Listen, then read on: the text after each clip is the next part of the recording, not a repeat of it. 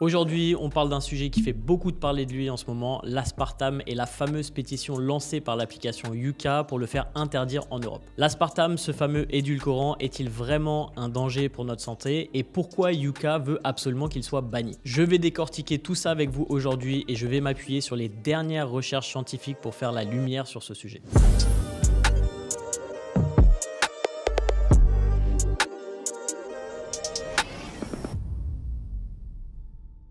Bonjour à tous, je m'appelle Nevin, je suis coach et cofondateur de la formation Bayesian France et sur cette chaîne, je vous aide à comprendre comment votre corps fonctionne réellement pour vous permettre d'atteindre vos objectifs le plus rapidement possible. Alors pour commencer, pourquoi Yuka veut-il interdire l'aspartame? Yuka met en avant un argument assez fort, l'aspartame est classé dans le groupe 2B par le Centre international de recherche sur le cancer, le CIRC, ce qui signifie peut-être cancérogène. Mais qu'est-ce que ça signifie réellement? Le CIRC classe les substances dans différentes catégories de risques. Le groupe 1, cancérogène avéré, exemple l'alcool, le tabac.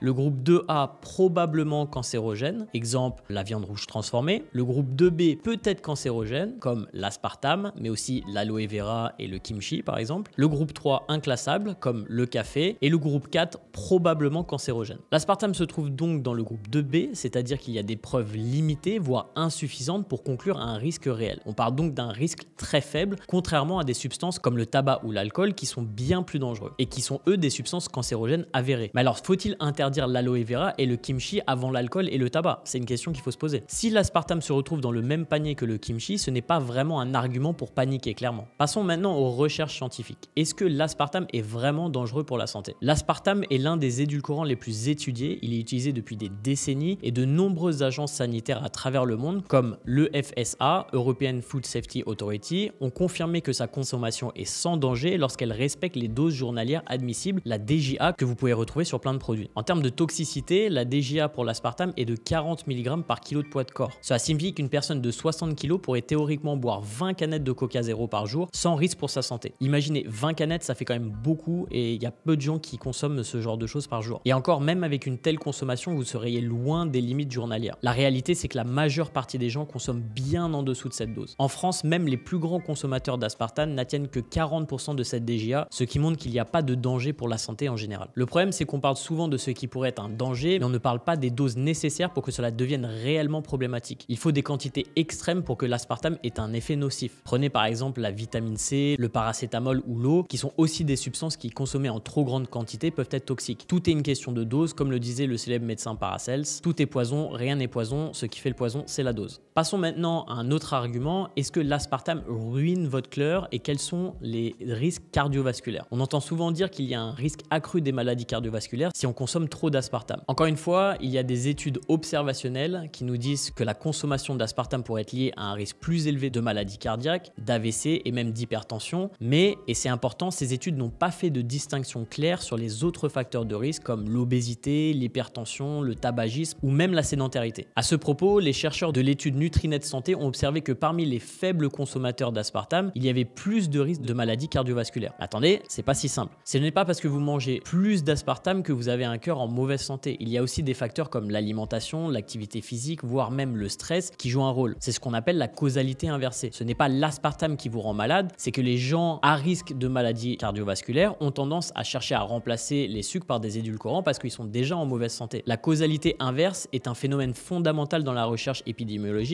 et il faut toujours se méfier des études qui n'en tiennent pas compte. Par exemple, si des personnes en surpoids utilisent plus d'édulcorants, ce ne signifie pas que les édulcorants causent la prise de poids, mais plutôt que les gens déjà à risque essaient de contrôler leur poids avec des alternatives plus saines. Et maintenant, le sujet qui fait sans doute le plus peur à la plupart des gens, l'aspartame et le diabète. Vous avez probablement entendu dire que l'aspartame augmente le risque de diabète de type 2. Pourtant, si on analyse les données scientifiques et l'étude Nutrinet Santé en particulier, les choses ne sont pas aussi claires. L'étude a observé que les consommateurs d'aspartame semblaient avoir un risque légèrement plus élevé de diabète, mais là encore, il faut creuser un peu plus. Les résultats montrent que les personnes à risque de diabète de type 2 ont une consommation d'aspartame plus élevée. Pourquoi? Eh bien souvent, les personnes qui ont déjà des problèmes de poids et des problèmes de glycémie et de diabète, du coup, cherchent à remplacer le sucre par des édulcorants pour mieux contrôler leur diabète. Encore une fois, causalité inverse. Cela signifie que ce ne sont pas les édulcorants qui provoquent le diabète nécessairement, mais que les personnes déjà à risque consomment plus d'édulcorants. Alors, faut-il avoir peur des édulcorants? Maintenant, vous dites peut-être, ok, Nevin, c'est bien beau tout ça, mais les édulcorants, ça va niquer ta santé intestinale, non? Eh bien, à ce sujet, il y a des études qui ont suggéré que les édulcorants pourraient affecter le microbiote microbiote intestinal, mais ces études sont souvent basées sur des tests sur des animaux et surtout les résultats sont bien loin d'être concluants. Et souvent, les édulcorants concernés ne sont pas l'aspartame, mais plutôt la stevia. Du coup, là, on parle un peu d'aspartame, mais si tu veux savoir ce qu'il en est des autres édulcorants comme le sucralose, la stevia ou d'autres édulcorants, je t'invite à aller voir ma vidéo plus ancienne où je parle de tout ça. Si tu veux des vraies infos sur les édulcorants artificiels, cette vidéo est vraiment faite pour toi. Alors pour ceux qui me suivent sur Instagram, vous savez que j'ai déjà abordé ce sujet en story en étant un petit peu taquin et j'ai eu pas mal de réponses. Parce que sérieusement, comment vont faire tous les influenceurs qui collaborent aujourd'hui avec Yuka? La plupart ont aussi des sponsors de compléments alimentaires avec des produits comme la whey, protéines, etc.